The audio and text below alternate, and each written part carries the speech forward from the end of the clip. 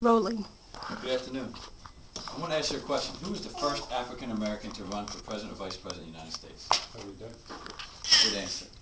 The answer was Frederick Douglass. Long before Martin Luther King, Jesse Jackson, or Barack Obama were even born, Frederick Douglass was setting a legacy for all of us and for our country. Journey back in time and listen as we honor one of the earliest American heroes of African and American descent. Frederick Douglass pursued his education, and he refused to believe the lies of society. He was born Frederick Augustus Washington Bailey, born a slave near Eastern Maryland, born in either February of 1817 or 1818. He doesn't even know for sure, because the records aren't accurate. His mother was Harriet Bailey, and his father was a slave master. The Library of Congress lists these as facts.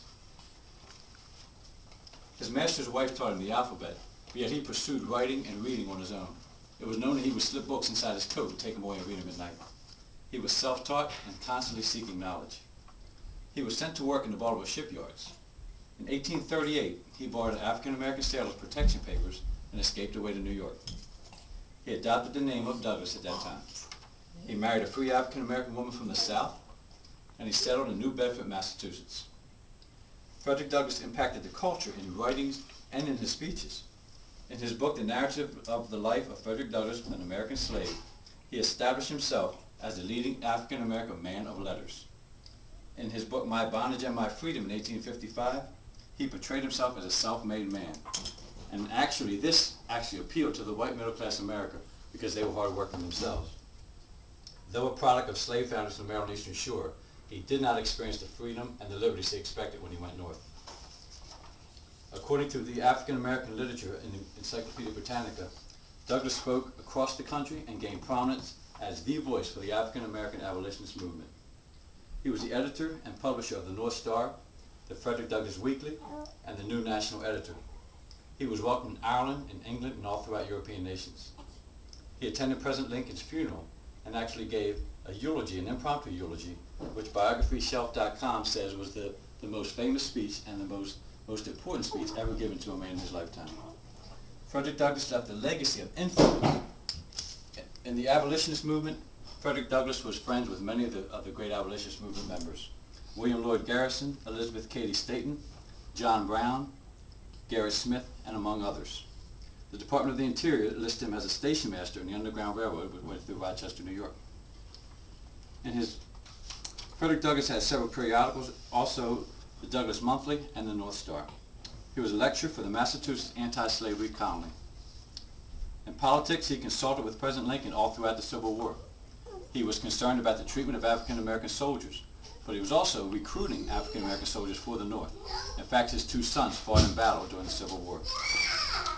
In 1872, Douglass actually ran against the next president, Ulysses S. Grant, along with a woman, Victoria Woodall, and the Equal Rights Party. Therefore, he was the first African-American to run for a major office in the country.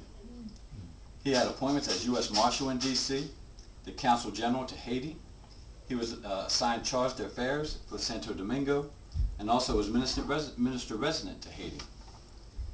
A highlight of his lifetime was the purchase of 9 acres of land in Anacostia, which is on the picture that you see, overlooking Washington, D.C. in Southeast on 1411 West W Street. He used to look out over his house and see the Capitol where he would work every day, and many times he would walk to work and observe the people throughout the Capital region. Up until his death in 1895, Douglass was still fighting for the right to vote, especially the women's right to vote. Frederick Douglass left a moral legacy that we can still stand on today. His solitary pursuit of literacy and education independence is a challenge for us all. The Rochester public school system desegregated in 1857 after years of Douglass's pursuit of freedom for the children there. As far as race is concerned, in responding to his second marriage to a white woman, Helen Pitts, in 1884, he said, "My first wife was the color of my mother, and my second wife was the color of my father." As far as individuals, he would tell you, "What is possible for me is possible for you." A life of honor, respect, and dignity far beyond the dreams of a slave from Eastern Maryland. In his own book, The Narrative of the Life of Frederick Douglass, he wrote this about the Christian church. "Professed Christians in America are ready to sacrifice but seldom to show mercy. They love God whom they have not seen, yet hate their brother who they have seen. They love the heathen on the other side of the world, yet they despise and totally neglect the heathen at their own door." Not much has changed today, has it? In summary, Frederick Douglass lived a life of courage, strength, and moral fortitude long before it was popular. He invested in his own life, in others' lives, and the life of the country. He would not deny who he was to become someone that someone else wanted him to be. He was black, he was white, he was American, and he was African. He worked his way through the hard way, the way most Americans do. So before it was popular or politically correct, Frederick Douglass lived a life of legacy, a life of dignity, and a life that we all can be thankful and proud of. Thank you.